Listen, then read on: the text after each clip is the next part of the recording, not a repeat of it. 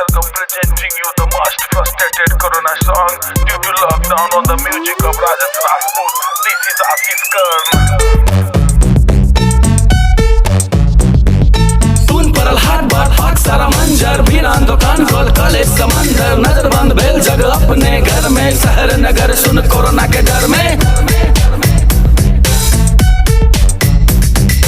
चीन के वुहान से निकलले वायरस इटली ईरान देखो भेल के डेंजरस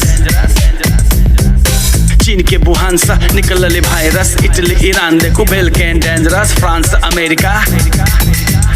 अमेरिका पड़ल अधर में नजरबंद भेल जग अपने घर में सुन परल हाट बाट पाक सारा मंजर बीरान दुकान खोल कॉलेज समंदर नजर बंद भेल जग अपने घर में शहर नगर सुन कोरोना के डर में सब कोई कहैया घर में रह बाबू गमछा से नाक बानू करू कनी काबू सब कोई कहैया घर में रह बाबू गमछा से नाक बानू करू कनी काबू अलग रहो मीटर भर अपने जर में नजरबंद भेल जग अपने घर में सुन परल हाट बाट पाक सारा मंजर बीरान दुकान खोल कॉलेज समंदर नजर बंद भेल जग अपने घर में शहर नगर सुन कोरोना के डर में जाने किया ककरो ने समझ में आवे जो संग जाए रोग लगाए जाने किया ककरो ने समझ में आवे जो संग जाए रोग लगाए छुआछूत रोग सरे सारे नर में नजरबंद भेल जग अपने घर में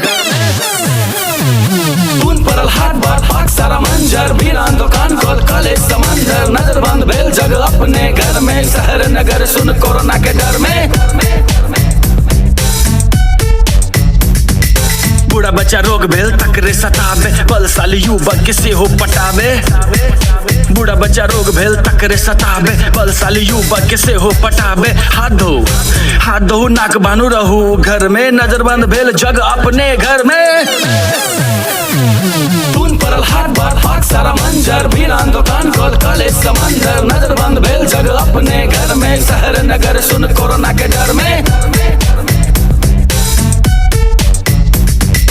दूर रहे सब कोई हमरा सा सर को तुम छोड़ दिल कहिया सा